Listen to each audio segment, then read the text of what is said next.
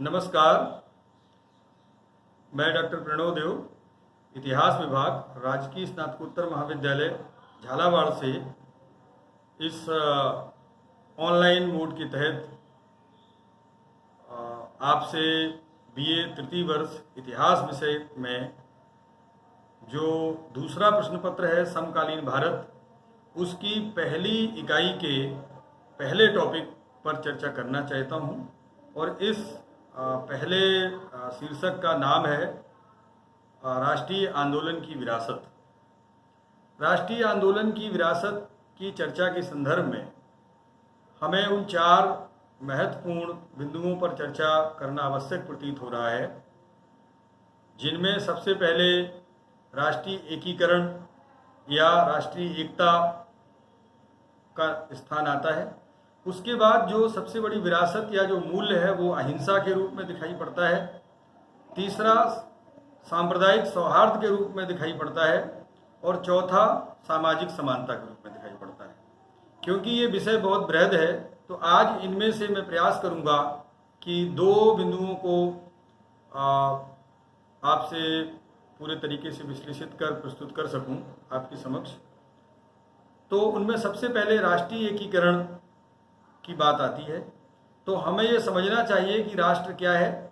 राष्ट्र अगर एक राजनीतिक संप्रभुता के प्रश्न को छोड़ दें तो एक ऐसे क्षेत्र के रूप में हम पहचानते हैं जिसकी भौगोलिक सीमाएं हों, विस्तार हों। राष्ट्रीयता के रूप में बहुत से विद्वान इसे परिभाषित करते हैं। J.H. हेज का विचार है nationality as a group of people who speak a common language and possess a common historical traditions।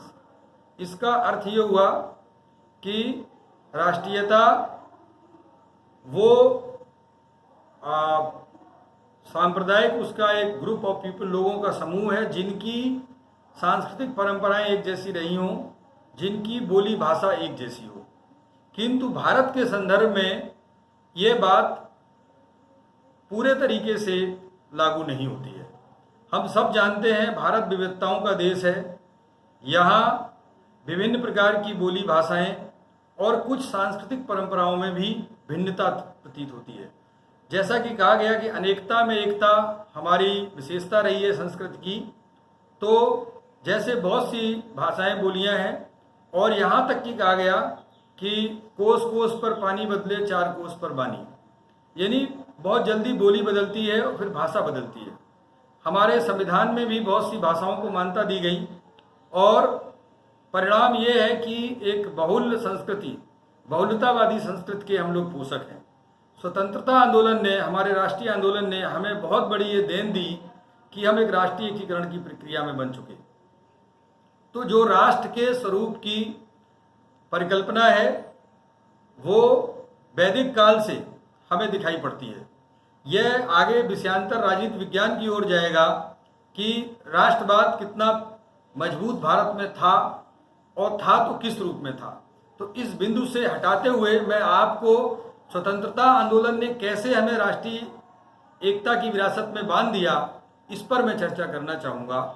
तो एक बंगाली एक उड़िया से बात करता है, जो हमारे विभिन्न क्रांतिकारी रहे, उनके लिए अंग्रेजी ने एक संवाहक के रूप में काम किया और इस दौरान जो राष्ट्रवाद के उत्थान के कारण रहे वो राष्ट्रीय एकता के सभी पोषक रहे।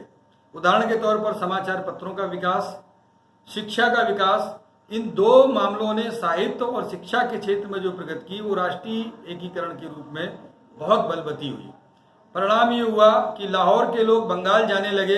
रेल का भी इसमें बहुत बड़ा योगदान रहा। जैसे ही रेल का विकास हुआ तो एक राष्ट्र की परिकल्पना प्रतीत होने लगी और दिखाई पड़ने लगी और उन लोगों की भावनाएं एक जैसी थी। उदाहरण के तौर पर वो उत्तर का हिंदू हो या दक्षिण का, सभी यज्ञोपवीत पहनेंगे, उनकी विवाह पद्धति एक जैसी होगी। तो इस तरह से स्वतंत्रता आंदोलन ने एक ऐसी विरासत को संगठित होने का अवसर दिया जिसके आधार पर राष्ट्रवाद की भावना दिन प्रतिदिन बलवती होती रही। तो राष्ट्रीय एकीकरण की जो भावना है वो इस तरह से दिन प्रतिदिन एक स्वरूप लेती गई और हमारे राष्ट्रीय आंदोलन की एक बहुत बड़ी विरासत राष्ट्रीय एकता के रूप में दिखाई पड़ती है। अब जरा दूसरी विरासत की हम बात करते हैं, अहिंसा। अहिंसा का नाम आते ही स्वतंत्रता आंदोलन में राष्ट्रपिता महात्मा गांधी का चित्र साधारण से आप लोगों को दिखाई पड़ता होगा। आपको सहज में प्रतीत, जैसे ही अहिंसा की बात आती है, गांधी जी का हमारे सामने चित्र एक मानस में उपस्थित होता है कि गांधी जी ने किस तरह अहिंसा के मूल्य को राष्ट्रीय आंदोलन में जोड़ा।